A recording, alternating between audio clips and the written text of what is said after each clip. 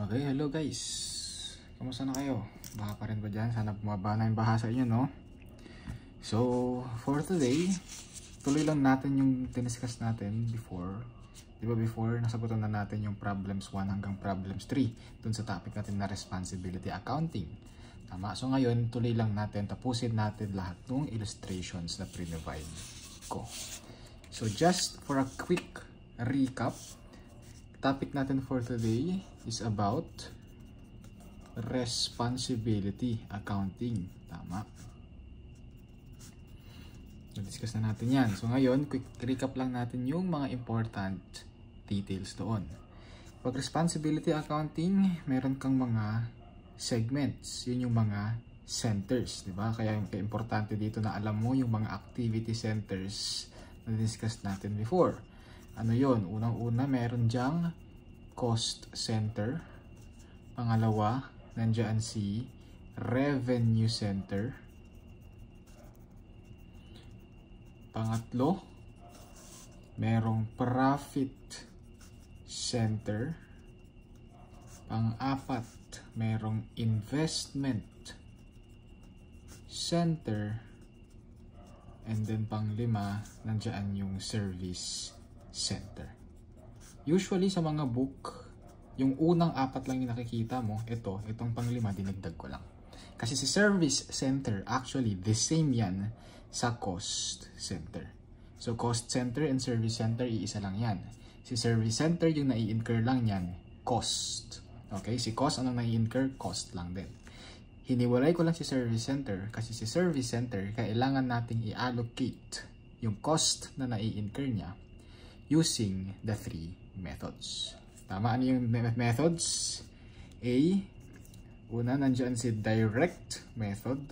I-allocate natin yung cost ni service department or ni service center sa mga production department natin using the direct method. Pangalawa, andyan si step method. Then pangatlo, meron tayong reciprocal method or yung algebraic method. Same lang yan. Reciprocal and algebraic method, the same lang yan. So, isa-isayin natin si cost center ulit. Anong ini-incur niyan? It focuses mainly on cost. Okay? Usually, lahat ng expenses, lahat ng nai-incur niyan, cost lang. Their cost centers, usually, generally, there are no revenue. Okay? Si revenue center ulit, mabilisan lang to recap lang naman tayo. Si revenue center, ano to? Revenue lang.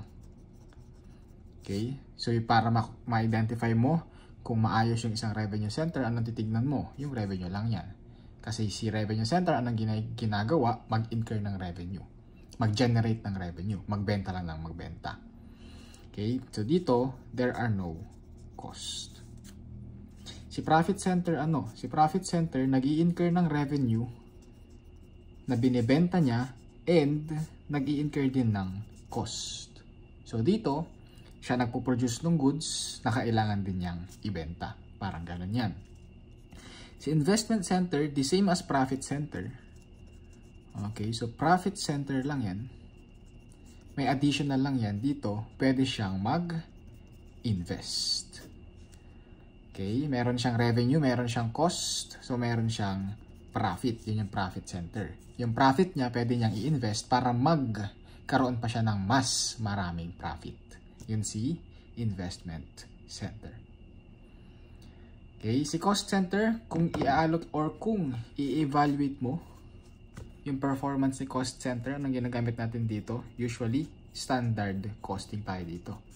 Standard costing or si variance analysis. Yan, ito yung isa sa topics na kinaiinisan sa management accounting ng mga students.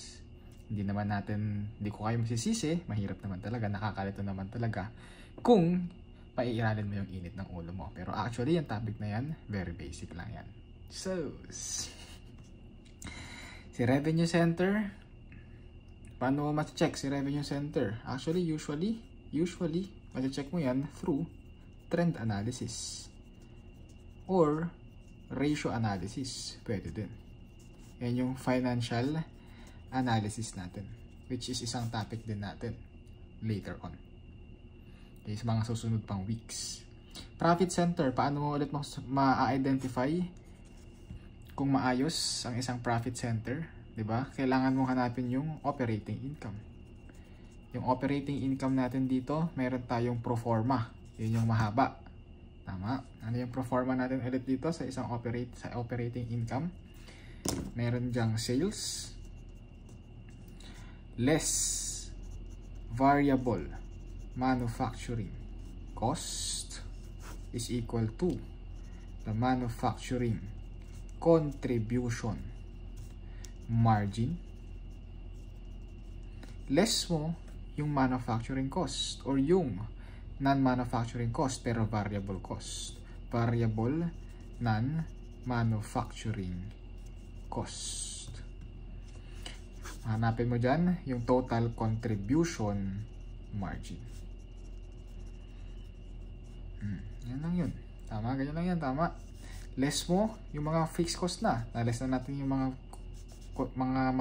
variable cost. I-less mo na yung mga fixed cost. Unang fixed cost natin, si controllable fixed cost. Pag niless mo yan sa contribution margin mo, masasolve mo si controllable margin. Okay, controllable margin. Yung controllable margin, pwede ding tawagin natin yan as short-term profit margin. Okay, short-term profit margin. Less mo yung mga non-controllable cost. Bawas mo na si non-controllable cost, non-controllable fixed cost, pero dapat direct. Okay, masasolve mo yung isang segment margin.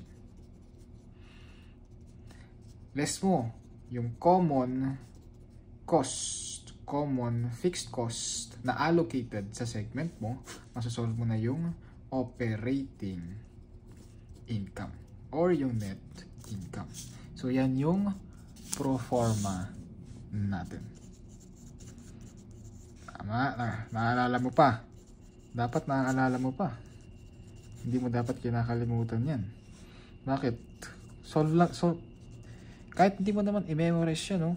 Computation lang yan ng net income natin. Paano mo ulit matatandaan itong mga to? Ganito lang. Financial accounting natin, paano tayo nagsusolve ng net income? Sales less cost of goods sold. Masasolve mo si gross profit. Tama. Less mo operating expenses. Kung merong operating income, i-add mo. Masasolve mo si net income before taxes. Sa financial accounting na topic, ganyan yan. Ganyan sinusolve ang isang net income. Kaso, ano tayo? Topic natin, dinidiscuss natin, management accounting. Tama. Sa management accounting, paano ka nagsusolve ng net income? Same lang. Meron kang sales, kaso instead ng cost of goods sold, hatiin mo yung cost of goods sold mo into a variable cost and a fixed cost. Tama. So, less mo variable cost. Yan lang. Masasolve mo, hindi gross profit yung mahanap mo dyan. Ano? Contribution margin. Tama, dapat familiar ka dyan. Alam na alam mo yan, naniniwala ako sa'yo. Less mo yung mga fixed cost. Oh, tapos mahanap mo na net income before taxes. Oh, ito yan eh. Ito, yung proforma na yan, ito din yan. Yung proforma na yan. In-expound lang natin. Paano in-expand? Yung variable cost, oh, yung variable cost, dalawa yan. Pwedeng variable manufacturing cost and pwedeng non-manufacturing cost.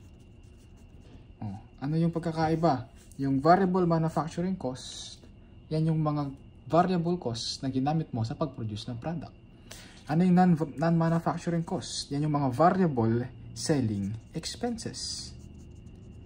Oh, variable selling expenses. Di ba? Variable yon. Ito yan. Kasama yan dito.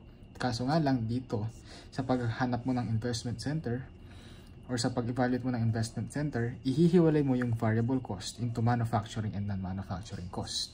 Kaya meron ka neto, tapos meron ka neto. Diba? Mabilis tandaan. Isipin mo lang, sales less variable cost equals to contribution margin. Kaso hinatin mo yung variable cost into a manufacturing variable cost and a non-manufacturing cost. Or non-manufacturing variable cost. Ayan, variable manufacturing cost, variable non-manufacturing cost. Yung sales less variable manufacturing cost, anong tawag mo dyan?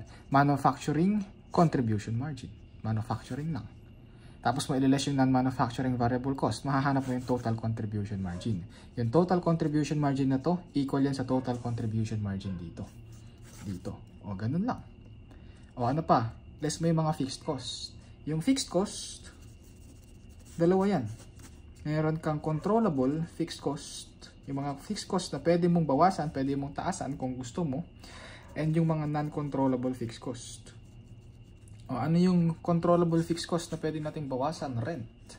O, kung yung rent mo before 100,000, hanap ka ng isang establishment na mas mura yung rent, nabawasan mo. Controllable fixed cost. Meron kang option dito. Yung non-controllable fixed cost, anong example niyan? Depreciation expense. Yung depreciation expense mo, mababago lang yan kung nagpalit ka ng depreciation method. Tama? Eh, hindi mo naman ganun-ganun kadali. Pwede baguhin yung depreciation method mo. Okay? So, yun yung mga non-controllable costs. O, yan, no? Kaya dito, yung controllable fixed cost, hinati mo, tapos dun sa non-controllable fixed cost. Ngayon, yung non-controllable fixed cost, dalawa ulit yan. Meron kang direct non-controllable fixed cost, tapos yung common fixed cost. Ano yung direct? Yung direct, yan yung cost na na-incur mo mismo. Fixed cost na na-incur mo mismo. Ano si common fixed cost? Yan yung cost na na-incur mo ng isang buong entity. Anong illustration natin dyan?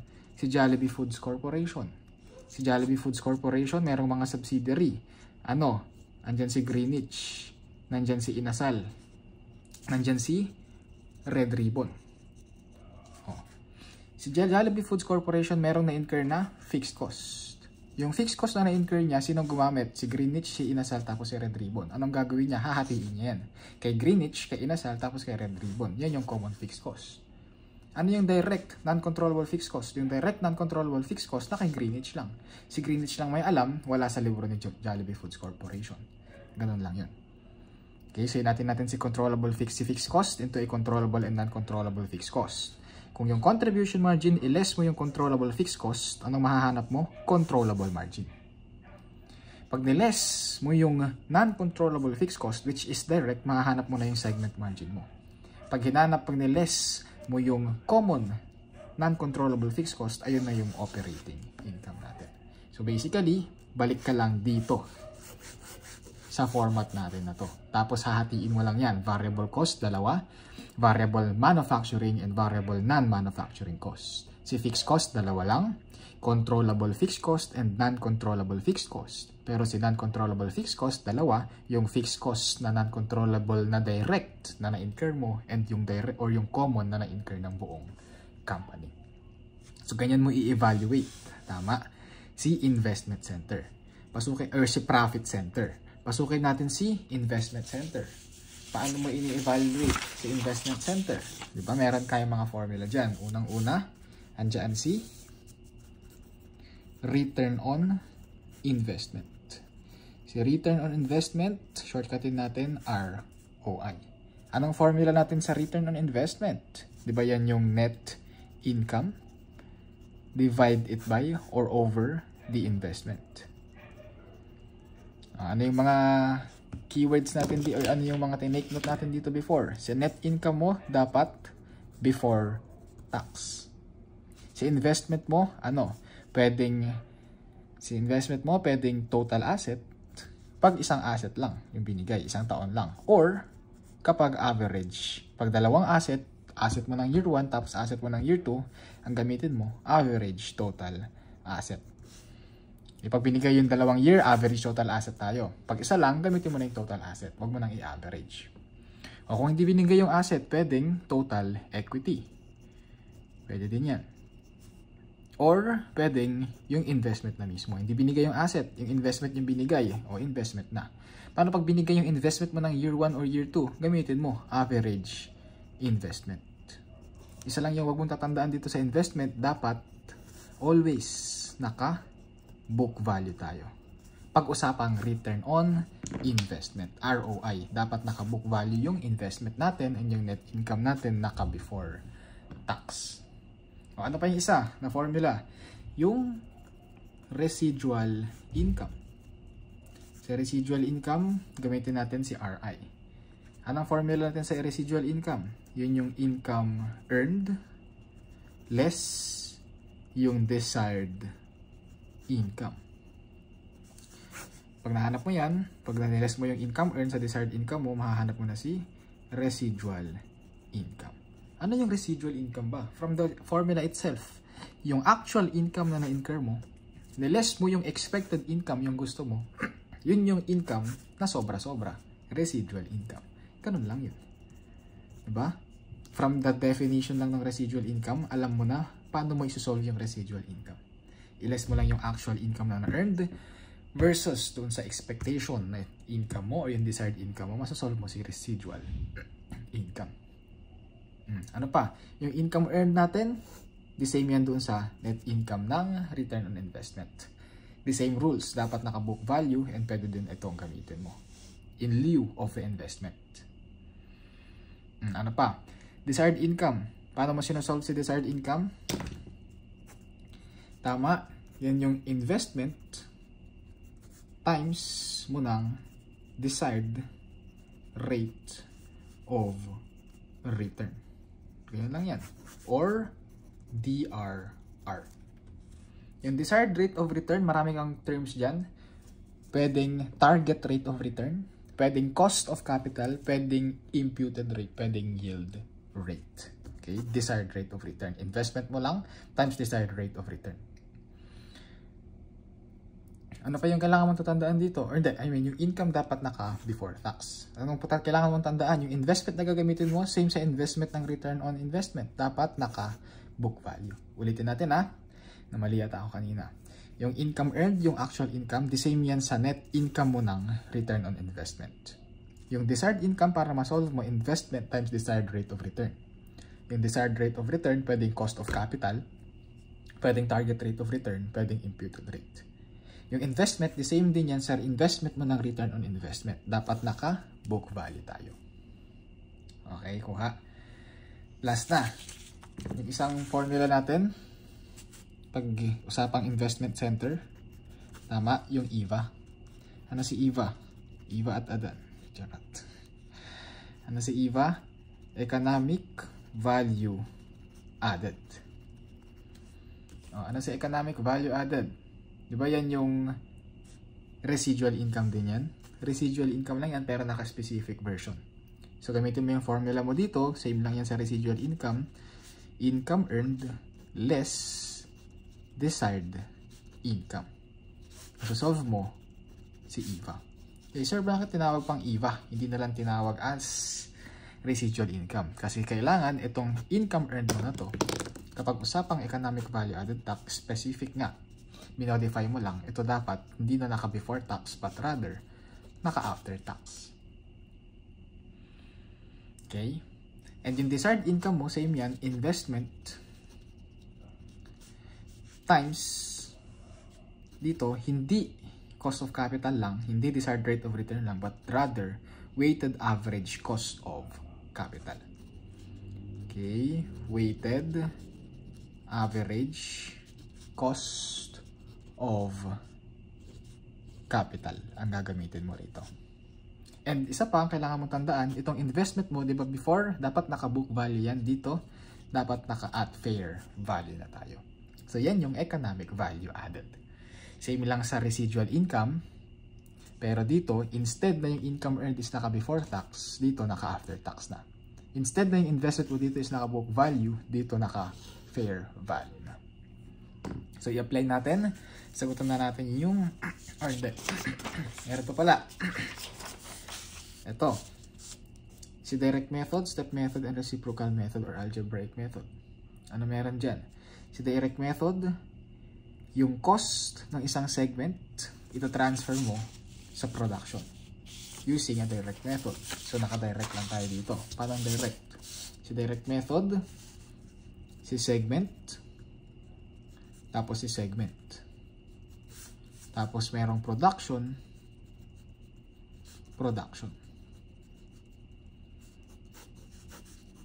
department, tapos service department pala, hindi pala segment, service. Si service, service department, service segment, tapos si production department.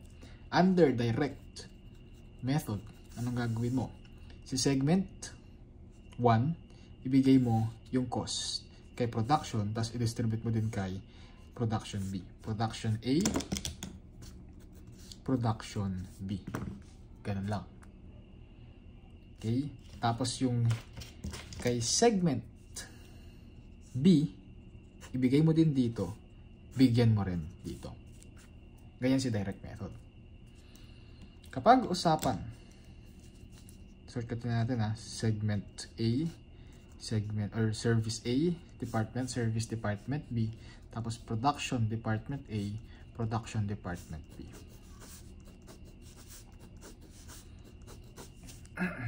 Kapag naka-step method tayo, ang rules, yung pinaka relevant or usually yung pinakamalaking cost na naka-incur doon sa service department, i-allocate mo doon sa isa pang service department. So anong gagawin mo? Si service department, for example si A, yung pinakamalaki na cost na na-incur kaysa kay service department B, i-allocate mo yan kay service department B. Tapos yung cost na to ni service department A, i-allocate mo kay production A, tapos kay production B. Tapos yung cost ni service department B, ibigay mo na yan kay production A, tapos kay production B. Ganun lang. So parang direct method, ang difference lang, si service department A, bigyan mo din yung isa pang service department. Kuha. Sige. Last tayo. Meron kang service department A, service department B, tapos production department A, production department B. Anong meron dyan? Kapag usapang reciprocal method, naman, last to, reciprocal method, ang gagawin mo pag reciprocal method, si service department A, i-allocate mo kay service department B. Tapos bigyan mo si production department A and si production department B. Tapos si service department B, anong gagawin mo? Bigyan mo si production department B, bigyan mo si production department A, plus bigyan mo din si service department A. So ganyan si reciprocal method. Magbibigayan na magbibigayan. So sa reciprocal method, i-assume mo, imaginein mo, pag binigyan mo yung cost ni service department A, binigay mo kay production A, tapos kay B, tapos kay service department B, tapos yung cost ni service department B plus yung cost na na-incur niya kay service department A, i-allocate mo kay production A, production B, tapos kay service department A. So si service department A, nagkaroon ulit ng cost. So si cost, i-allocate mo na naman. So mahirap. Hanggang kailangan mag-zero out kasi yung service department cost na yan. So anong gagawin mo? Instead na mag-reciprocal method ka, gumamit na tayo ng algebraic method. Which is, i-discuss natin mamaya na. Okay, so sagot tayo ng problems. Sagot tayo sa naiwanan nating problems. Problem number 4. Anong sabi sa problem number 4? The following information pertains to Christopher Corporation. Meron daw sales revenue of 1,500,000, gross margin of 600,000, income of 90,000, invested capital of 450,000. The company's imputed rate is 8%. Yung imputed rate, pwede natin tawagin yan as desired rate of return. Question 1, the capital turnover. So parang di mo na-discuss yung capital turnover. Actually, si capital turnover, yung formula mo lang dyan, is yung capital over net income. Kung bibigyan natin ng definition si capital turnover, magkano yung income na na-earned ng bawat capital na meron ka? Parang ganun lang yun. Kaya nag-derive sa formula na capital divided by net income. Okay. So hanapin natin, magkano yung capital? Investment capital, yun 450,000.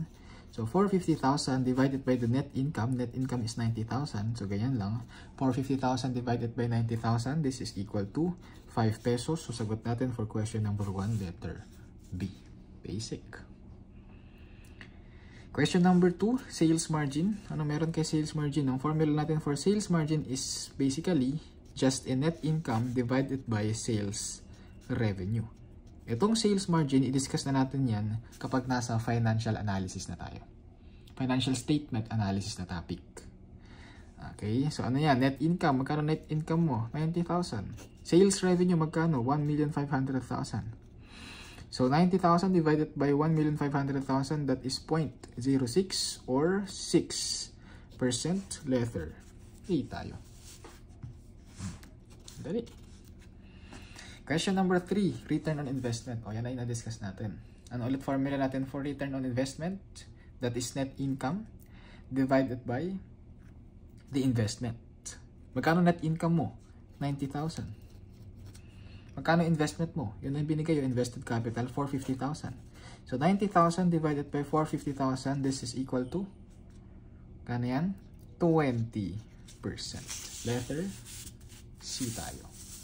So for question number 3, letter C. Question number 4, residual income. Ano ba yung residual income? Formula ng residual income natin, yung income earned. Magkano yung income earned mo? Yun, no? 90,000. So 90,000, less mo dun sa desired income. Paano yung desired income? Yung invested capital, which is the same sa return on investment. So ano yun? 450,000. So 450,000, i-multiply mo ng desired rate of return. Magkano yung desired rate of return natin? 8%. Tama ba? 8%. So, multiply mo yan ng 8%. 450,000 times 8%. This is 36,000. So, 90,000 less 36,000. Makakompute mo si 54,000 na residual income, letter D tayo. Question number 4, letter D. Dali, no? Walang kahirap-hirap. Ganyan lang yan. Ganyan lang sa quizzes, ganyan lang sa exam, ganyan lang sa board exam. Kang matakot. Take ka lang ng take. Move on tayo. Illustration number 5. Sige, ano sabi dyan? Sabi dyan, si C division of the May Company has the following statistics for its most recent operations. Assets available for use na naka-market value, fair value yan. Assets available for use, naka-book value. Texas Division return on investment. Texas Division residual income and return on investment, the entire company. Question number 1, compute for the EVA assuming the cost of capital is 10% and the tax rate is 40%. Ano ba yan? Ano ba yung formula natin sa EVA? That is the after-tax operating income less the desired income equals to EVA tayo. Tama. Sige. Gawin natin. After-tax net income less desired income equals EVA. Ito yung hanapin mo, EVA. After tax net income, binigay ba? Wala. Hanapin mo din. Ba yan? Hirap naman na ito. Desired income, meron ba? Ano yung desired income formula mo? Return on investment times weighted average cost of capital. Tama ba?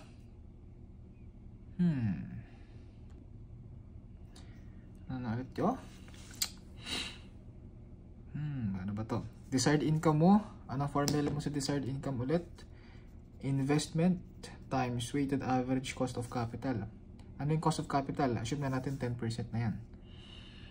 So, nahanap natin si 10%. Investment. Ano yung investment natin? Tama, sabi ko, dapat naka-fair value. So, 3,600,000 tayo.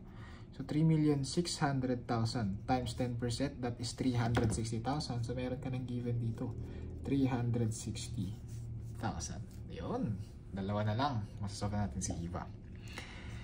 So, ano yung after-tax net income? Hindi binigay. Kaso binigyan ka ng return on investment. Binigyan ka ng... Tama ba? Return on investment. Tapos binigyan ka ng... Ano ba to? Return on investment for the entire company. Anong gagamitin mo? Ito lang. 25%. Pakialam mo dyan sa return on investment mo ng buong company. Tama? Ano ba yung return? Ano ba yung iaano mo? So, C division lang. Tama? C division lang. So, yung 4, C division lang na return on investment. Okay? Sige. Kung binigay yung return on investment, anong relevance yan, sir? Balikan natin yung formula ng return on investment. Return on investment is equal to the net income divided by investment. Kasi kailangan natin mag-derive yata dito eh. Kung yung return on investment mo is at 25%, tapos hindi mo alam yung net income kasi yun yung kailangan mong hanapin dito. Alam mo yung investment mo. Tama? Which is yung assets available for use, which is dapat naka-book value kasi usapang return on investment tayo. So this is 2 million pesos. Binigay na to. So kaya mo nang hanapin ito. Let's solve for X. Paano mo i-solve yung X? Cross-multiply mo lang yan. 2 million times 25%. This is, X is equal to 500,000. So yung 500,000, yan yung net income natin. Kuha mo yun. No, ganun lang yun, no? O kung net income yan, ano yung net income na yan? Before tax yan. Anong kailangan mo? After tax. Binigay ba yung tax rate? Yes, 40%.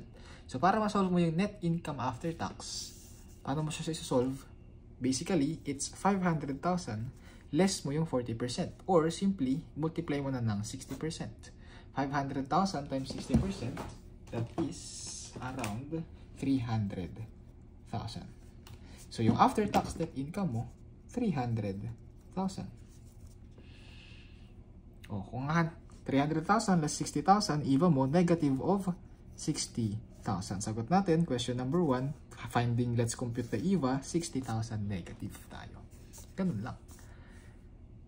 Ito lang yung nagpahirap kapag MS kasi na topic, management accounting na topic. Yes, binigay yung formula mo, pero kapag nagsisolve ka kasi ng problems, usually yung ginagawa dyan, let's solve for X. Ibibigay yung EVA, ibibigay yung return on investment, hahanapin mo yung net income or yung investment or yung ilan doon sa formula pa.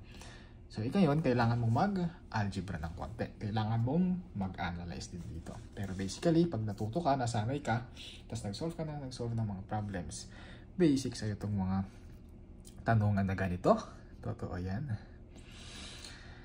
Question number 2. What is the target rate of return? Ano yung target of rate of return? Yan yung desired rate of return. Tama. So, paano mo masasolve yan, sir? Tignan mo, binigay yung... Ano ba?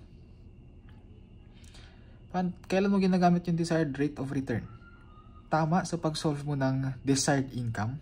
Sa pag-solve mo ng desired income, pero kapag hinahanap mo yung residual income. Kuha yun. O, so balikan natin yung residual income. Na formula. Residual income is equal to, paano yan? Income earned less desired income. Binigay ba yung residual income? Yes, 200,000. Income earned, binigay ba? Hindi. Pero nasolve na natin. Tama. Dapat naka before tax. So, gamitin mo yung 500,000. Oh, so 500,000. Total mo dito. Magkano yung niles mo dito? 300,000. Squeeze out lang tayo. O kung 300,000 yung desired income mo, tapos hinahanap yung desired rate of return mo, paano mo sinasolve yung desired income? Tama, investment times desired rate of return. Masasolve mo si desired income. Desired income mo ilan? 300,000.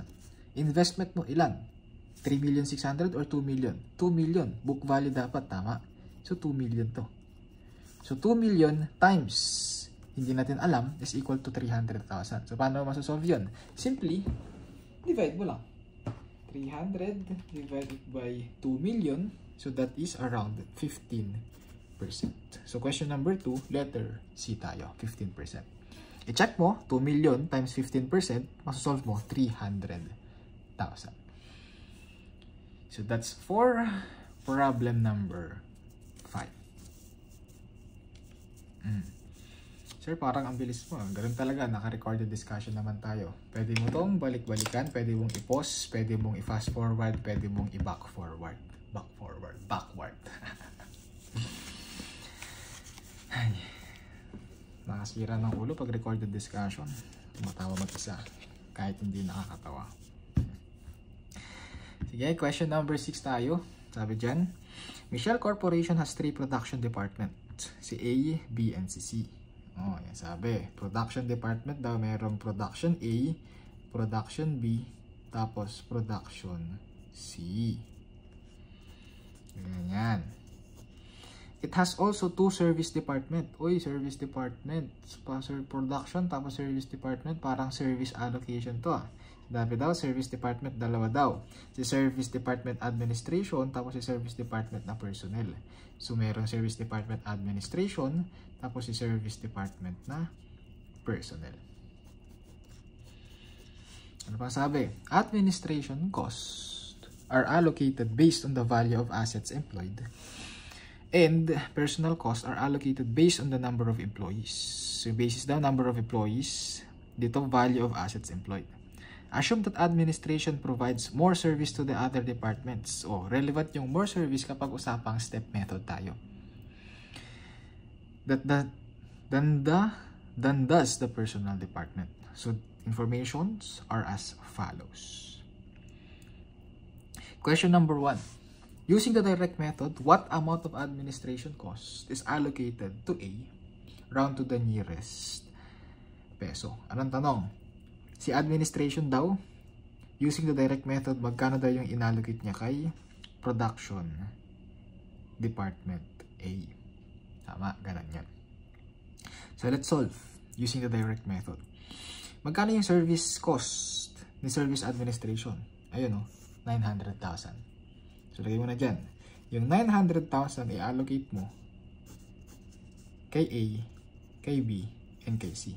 Si production A, production B, and production C. Anong tinatanong? Yung kay production A.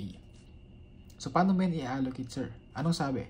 Administration costs are allocated based on the value of assets. Value of assets, ano yun? Ito, assets value. So, hanapin mo yan. Paano? Sabi ko, dapat prorated tayo ng cost dito. Paano prorated, sir? Tignan mo yung asset value ni A, tapos yung asset value ni B, tapos yung asset value ni C. I-total mo lang yan. So, 300 plus 150 plus 800,000, this is around 1,250,000. Tapos, i-allocate mo based on the relative asset value. So, paano? Kay A, ang formula mo dyan, yung 900,000, i-multiply mo ng 300, since yung 300 yung asset value niya, divide mo ng total asset value nila, 1,250,000. Kay B naman, 150 divided by 1,250,000. Tapos kay C, 800 divided by 1,250,000. So, kay A, kay B, and kay C. Ganyan lang yan. So, i-allocate natin. Calculator. So, 900,000 times 300 divided by 1,250. That is 216,000. Kay B, 900,000 times 150 divided by 1,250, that is 108,000. Yan si direct method, okay? Next, last tayo. 900,000 times 800 divided by 1,250, this is 576,000. Tama ba? 576,000. Check natin. 576,000 plus 216 plus 108, total 900,000.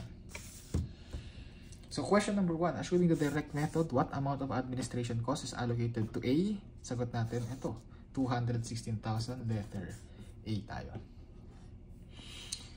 Question number 2, using the direct method, what amount of personal cost is allocated to B? O, personal cost naman daw. Magkano yung cost ni personal cost? 350,000. Ngayon, yung 350,000, i-allocate natin directly kay A, kay B, and kay C. And anong sabi? Personal costs are allocated based on the number of employees. Asan yung number of employees? Ito. Punta ka ngayon kay A, kay B, and kay C. Magkano yung kay A? 15, 5, and 10. Magkano total nito? 15, 5, and 10. This is 25. 10 nasa 25. 15 plus 5, 20. Plus 10, 30 employees. So yung denominator natin, 30. So i-allocate natin. Magkano yung kay A? Ilan yung employees yung kay A? 15 daw. Divide mo ng 30. Kay B, 5 over 30. Kay C, 10 over 30. So, i-allocate natin 350,000. 350,000 times 15 divided by 30. This is 1 million or 175,000. Next, 350,000 times 5 divided by 30. Nasa 58,333. Kay C, 350,000 times 10 divided by 30, nasa 116,666. Or 67 na lang, para equal tayo. So, 116,667, check lang natin. Plus 58,333, plus 175,000, total 350,000. So, question, magkano daw yung kay allocated kay B? Kay B, 58,333. Let's go for letter D. Ganun lang. Basic. Question number 3. Using the direct method, what amount of administration cost daw is allocated to C? Nasolve na natin kanina yan. Kay C, 576,000. That's letter A. Question number 4. Using the step method naman daw. Sige. Sabi dyan, using the step method, what amount of administration cost is allocated to personnel? Uy, personnel. Service. Bakit? Kasi nga sa service department, anong gagawin natin? Mag-allocate ka ng isa kay service department to the service department. Which is, sabi sa problem, ito yung sinasabi ko, sabi sa problem. So, ano yun? Assume that administration cost provides more service to the other departments. So, manggagaling tayo kay administration service. Okay, so step method tayo. Paano mo kayo gagawin si step method? Yung 900,000 na step method, i-allocate mo. Kanino? Sino na yung isang service department? Kay personnel, kay A, kay B, and kay C. Ang sabi, si administration service daw, ano yung basis? Asset value. So, kanina, sa asset value natin, ang ginamit lang natin si A, B, and C. Pero for this illustration purposes, gamitin na din natin yung kay personnel, which is 600,000. So, 1,250 plus 600,000, total natin, nasa 1,850,000. So, yan yung gagamitin natin as denominator. So, let's solve. Sa isa, sige, paano ba ito? Nakikita nyo ba kapag ganito? Convenient sa inyo. Sige, yan. 1,850 So, kay personnel, magkano? 600. So, 900,000 times 600 divided by 1,850. Kay A, 300. So, 900,000 times 300 divided by 1,850.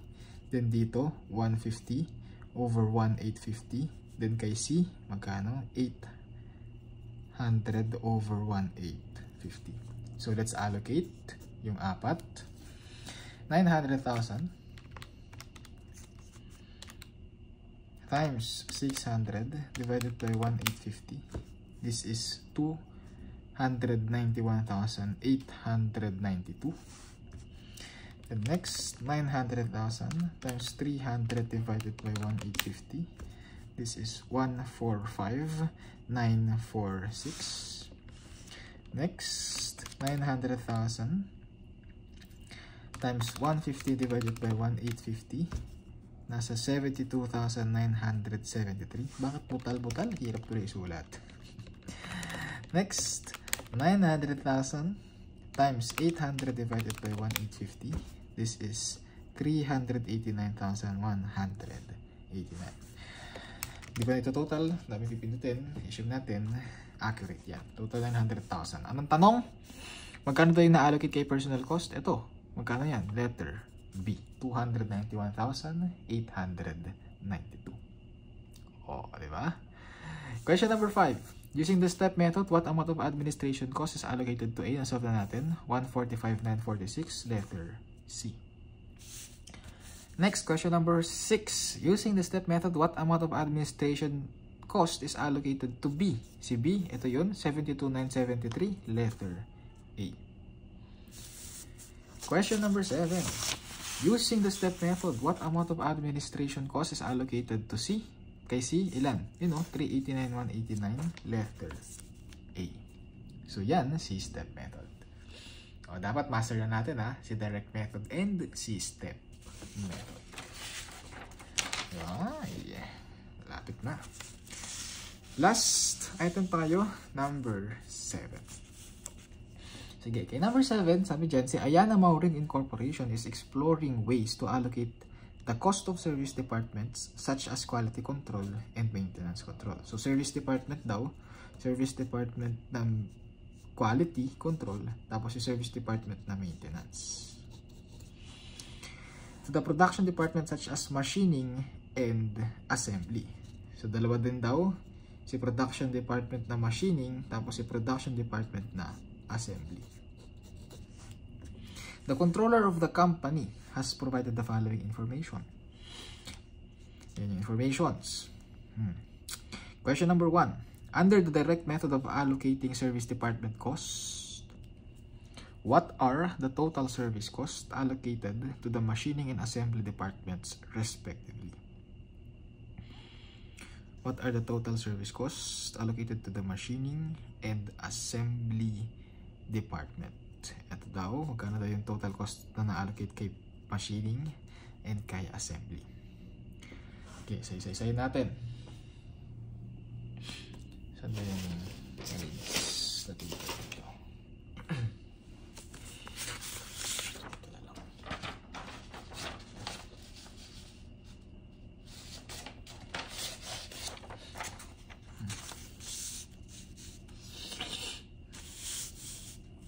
Okay, sige unahin natin, i-allocate natin kay machining. Magkano yung na-allocate kay machining? Or hindi.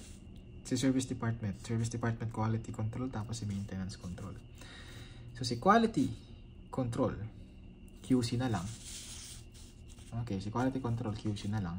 I-allocate mo kay machining, production machining, and kay assembly. Sabi sa problem, si quality control daw, budgeted overhead cost before allocation is 350,000.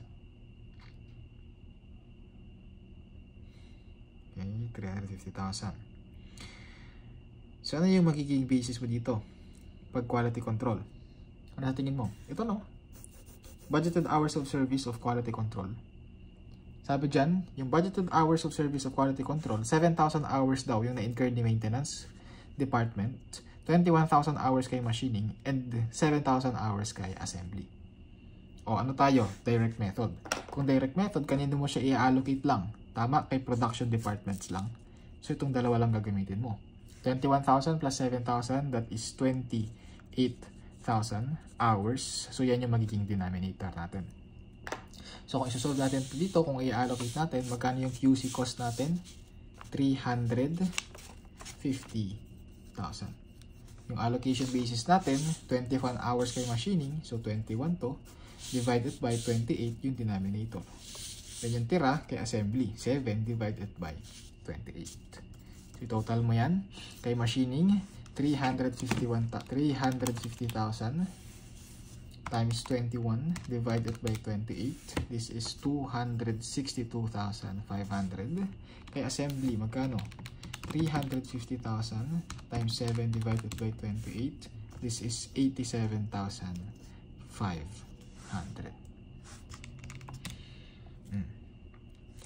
Ngayon, i-allocate natin si assembly. Si assembly, Huwag natin shortcutin, assembly na lang, baka mamali tayo ng shortcut.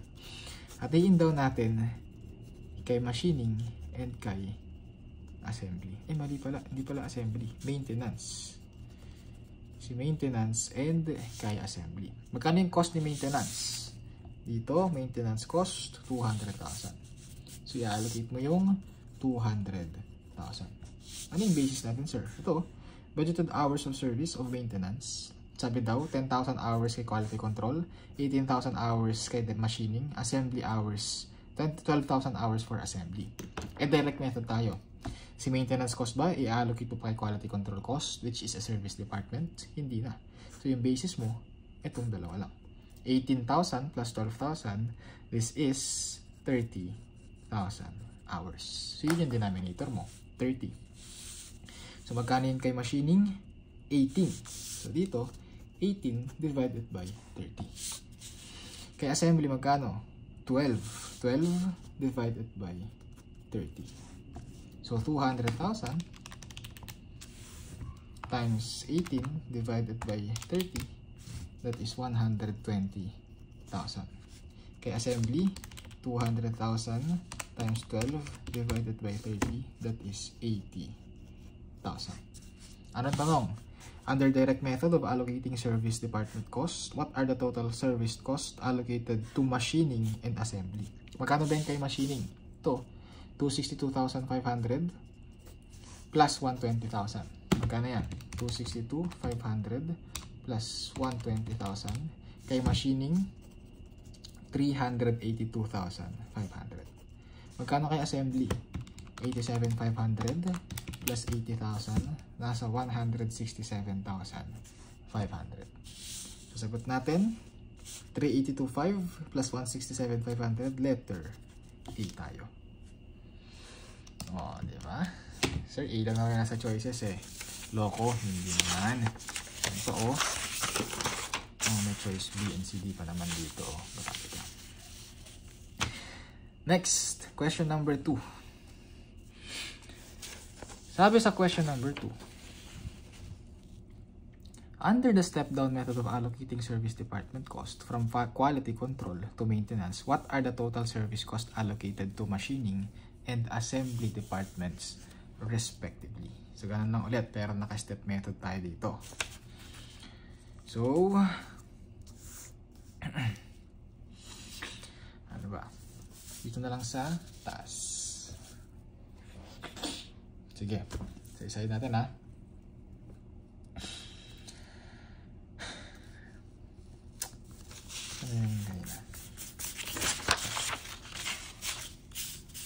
Ano ba?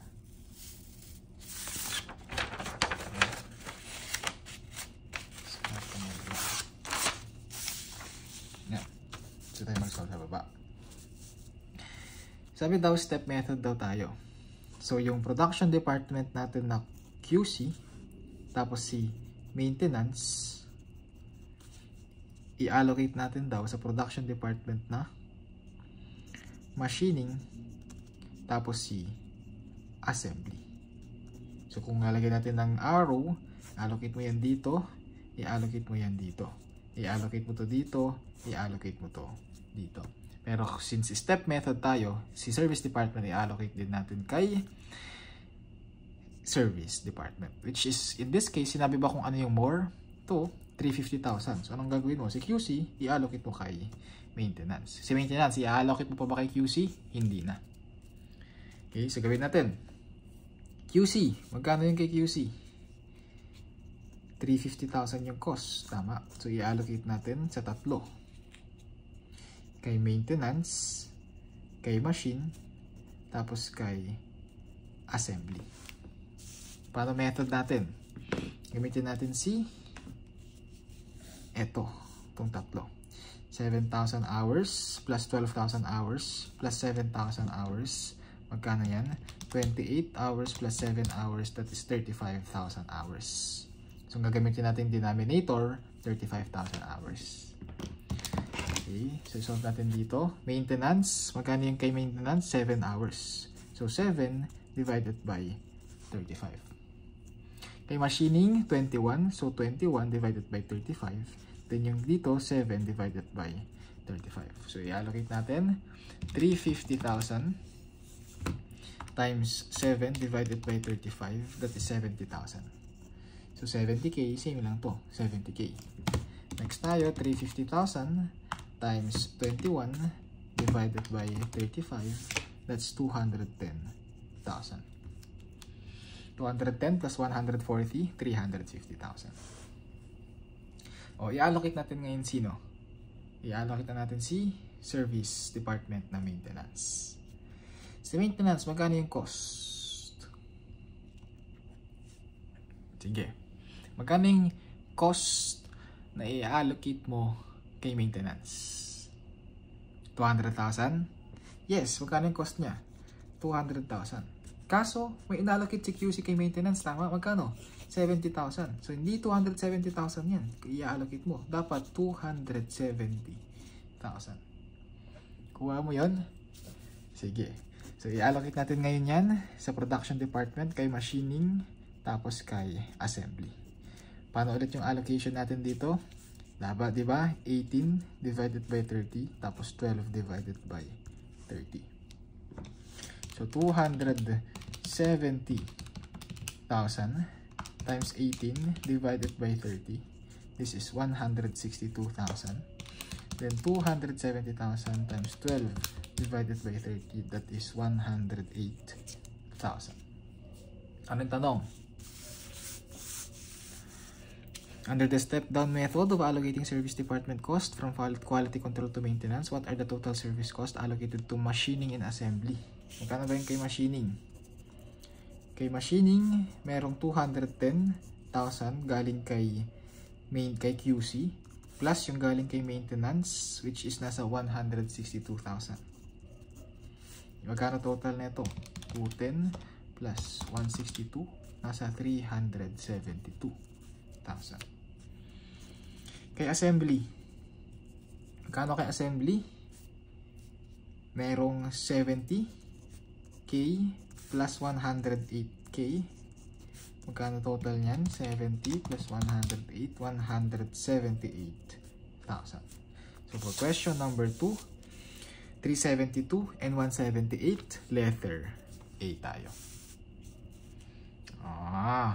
Okay. Kuha mo na siguro step method, no? Very good, ha? Very good ka dyan. Question number 3. Ito na, last. Reciprocal method. So, sa reciprocal method, napansin mo yung sa step method natin. Diba? Sa step method, yung cost ni maintenance, 200,000 lang dapat i-allocate mo, pero nadagdagan ng 70,000. Tama? So, kung nasa algebraic tayo o reciprocal method, tama itong 270,000, i-allocate mo pa ulit sa QC. So, kung i-allocate mo sa QC, meron ka na namang additional cost dito. Tama? Meron kang additional cost dito. Tapos yung additional cost na yan, i-allocate mo sa kanilang tatlo. So, dito magkakaroon ka na naman ng additional cost galing kay QC. So, magpapalit-palitan hanggang sa maubos yung cost ng service departments. So, kaya dito, gagamit tayo ng algebraic method. So, sa algebraic method natin, gawa tayo ng formula or ng equation. Anong equation? Let's say, si QC, si quality control cost, magkano yung cost niya? Tama, 350,000. Ano na ko yung 350,000, sir? Ito, 350,000. Tama, meron pa siyang cost na i-allocate galing kay service department na maintenance. So, dito, gawaan natin ng plus yung cost from maintenance cost. Yung cost ni maintenance. E, paano mo ba mahahanap yung maintenance cost? Paano mo mahahanap yung maintenance cost? Diba, i-allocate mo siya using the cost dito. So, 10,000 divided by 40,000. Yung total. Dito, 350,000 plus yung i-allocate kay QC, which is yung 10,000 hours. Yung share ni QC is 10,000 hours. Ito. Over dun sa 40,000 hours na na-incur na nagamit ni hours ni maintenance. Tama? So, divide mo ng 40,000 hours. So, yan yung QC cost. Yung total cost ni QC is yung cost niya na 350,000 plus yung cost na i-allocate ni maintenance. Magkano yung share ni QC sa cost ni maintenance? 10,000 hours divided by 40,000 hours. So, magkano ba yung maintenance cost? Hindi ba 200,000 yan? Hindi. Kasi 'di ba, meron pa manggagaling kay QC. So, gawa natin ng equation si maintenance cost. Magkano yung maintenance cost mo? Tama, 200,000 plus yung cost na manggagaling kay QC. Tama. Which is, magkano yung share ni maintenance cost? 7,000 hours over 35,000 hours. So, 200,000 plus 7,000 divided by 35,000. Ayan na ngayon yun. So, dyan tayo ngayon manggagaling. Mag-algebra tayo ngayon. Hanapin muna natin si QC cost. Or, i-substitute muna natin. 10,000 hours divided by 40,000 hours. Magkano yan? So, QC is equal to 350,000 plus 10,000 hours divided by 40,000. Magkano yan? 0.25 or 25%. Tama? Tapos maintenance cost, 25% ng maintenance. Next, si maintenance, shortcut na natin, gawin na lang natin M. Okay, gawin na lang natin M. Si maintenance is yung 200,000 plus 7,000 divided by 35,000. This is 20% or 0.2 na QC. So ito na yung illustration natin. QC is equal to 350,000 plus 0.25 M, while M is equal to 200,000 plus 2.2 QC. Let's solve for Q. Hanapin natin si QC. Okay, paano si QC? Si QC is equal to 350,000 plus 0.25. Anong value ni M? Wala, diba? Hindi mo alam. Pero nakita mo dito, M is equal to 200,000 plus 0.2 QC. So, yun yung gamitin natin yung value ng M. 200,000 plus 0.2 QC. Kuha mo? Algebra lang. Tapos QC is equal to 350,000 plus 0.25 times 200,000. Magkano yan? 200,000 times 0.25, 50,000. I-allocate natin dito sa parenthesis. Plus 0.2 QC. 0.2 QC times 0.25. That is 0.05 QC. Tapos hanapin mo yung, tapos ilipat mo yung may variable para magsama yung may variable tapos yung buong integer lang. So ilipat mo to dito. So paano yan? QC minus, since naka-positive yan, pag nilip-transpose mo yan, magiging negative yan, minus 0.05 QC is equal to 350,000 plus 50,000. Solve na natin. QC minus 0.05 QC. Tama, may imaginary number ka dyan na 1. 1 minus 0.05, that is 0.95. 0.95 QC is equal to 350 plus 50, 400,000. Anong hinahanap mo? QC. Eliminate natin yung 95, 0.95. So, divide both sides by 9.95. So, cancel. QC is equal to 400,000 divided by 0.95. That is 421,052.63. So, QC, ito yung value ni QC. 421,052.63. Hanapin natin ngayon si M. Solve for M. Si M ngayon, magkano ang equation? M is equal to 200,000 plus 0.2 QC. Nahanap na natin si QC. Ito na. So, M is equal to 200,000 plus 0.2 times 421,052.63. Alisin mo yung parenthesis. M is equal to 200,000 plus, magkano yan? 0.2 times 421,052.63. Nasa 84,210.526. Plus mo sa 200,000, nas M is equal to 284,210.526. Kuha mo. Ano nga yung tanong?